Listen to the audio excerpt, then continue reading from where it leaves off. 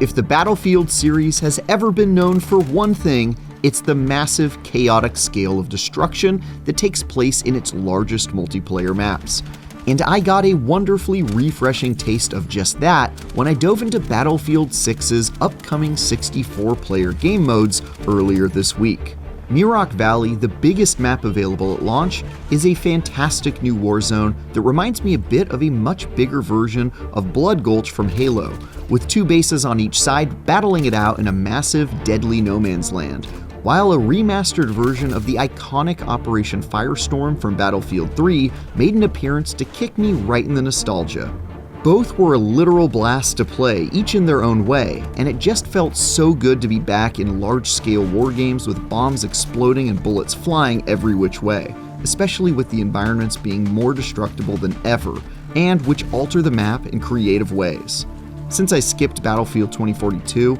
it's been a good long while since I felt the itch to play a military shooter with this kind of crazy player count. And after a few hours with Battlefield 6, I don't know how I've managed to go so long without it. It feels good to be back.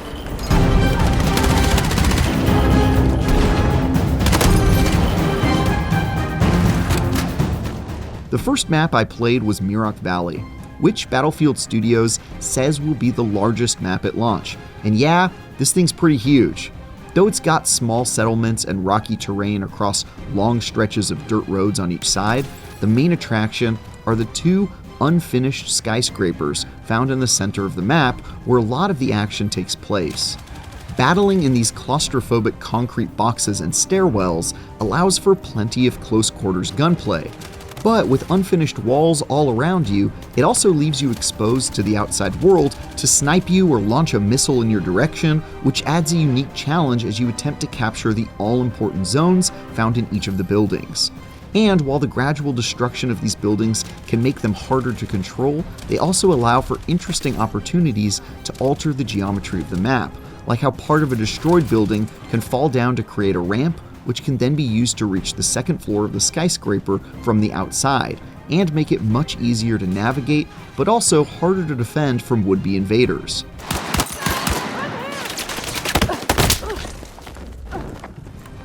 Muroc Valley ended up easily being my favorite of the 2 maps I played, both because it's a fantastically well-designed and ridiculously large warzone to master, but also because of these moments where the new destruction engine makes itself so clearly known. For example, in one match, I spent a lot of time in a small 2-story building picking off the enemy from a distance and trying to remain hidden. But over the course of the match and many deaths, the building I was in continued to lose pieces of itself until there was almost nothing left. The window I was shooting out of at the start became half of a wall absent a roof, which then fell away as I retreated to a staircase until there was almost none of the structure left by the end of the battle, and I found myself peering out behind rubble to take my shots.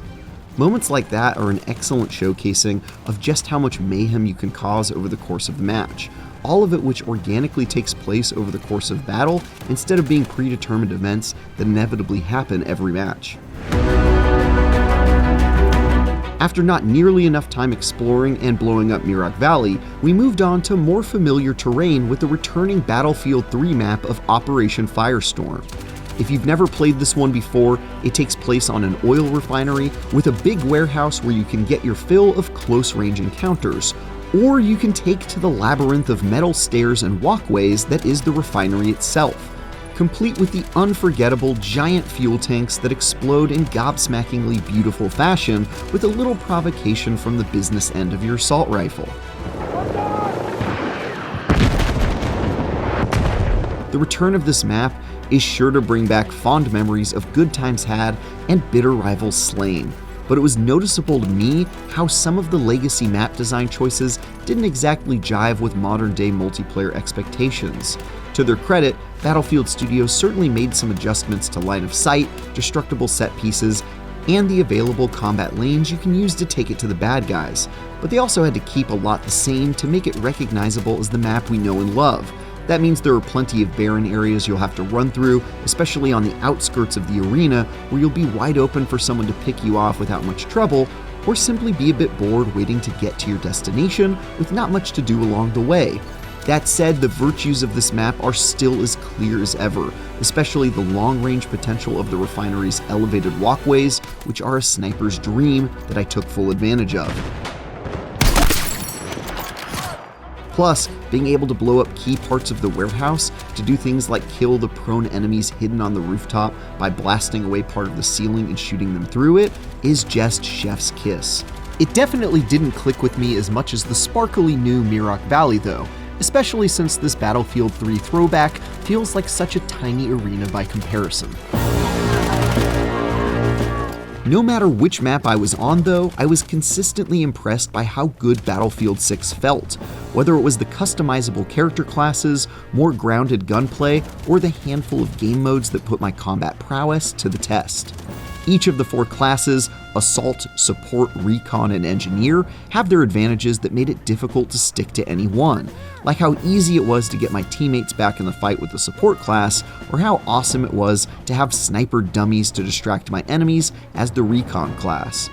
One cool aspect though is that I was able to swap out weapons I preferred with one class when I decided to change over, like how I gave my assault character the support character's machine gun so I wouldn't have to bother reloading in between kills, and because I tend to play more stationary than most and so didn't mind the lost accuracy. This felt like a nice middle ground between locking classes out of using the arsenal not natively a part of their class, since gadgets and unique abilities were still exclusive, but weapons could be freely traded, and I got a kick out of experimenting with different combinations. Let's go! I also really appreciated some of the adjustments to gunplay that made engagements a bit less goofy, like how accuracy with weapons is diminished while in motion, or especially when mid-air or jumping around. This meant I saw less of players bouncing up and down cartoonishly to kill me, which always feels out of place in a military shooter that's aiming for some level of realism. Don't get me wrong, there was still plenty of crouch spamming and ducking in and out of corners to get shots off, and mastering mobility certainly plays a role in your ability to dominate the competition. But I also felt more rewarded for calmly taking my shot against players scrambling around wildly to evade me.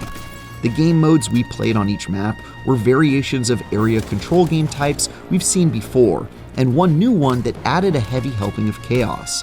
Conquest served as the classic game of maintaining control of as many key parts of the map as possible while scoring kills, while Breakthrough put one team on the offense to take control of specific regions of the war zone that the other team fought to defend. Escalation, on the other hand, has an interesting concept where throughout the match, the capture points in play are gradually reduced, forcing conflict onto certain parts of the terrain that directs the flow of battle and reduces stalling. This made for absolute chaos as everyone rushed to certain areas for all-out warfare that usually just involved lots of tanks blowing everything to smithereens and was maybe not as balanced as more vanilla game modes, but damn if it didn't make for a hilarious time. For more, check out our recent preview of Little Nightmares 3, or our performance preview of 007 First Light. And for everything else, stick with IGN.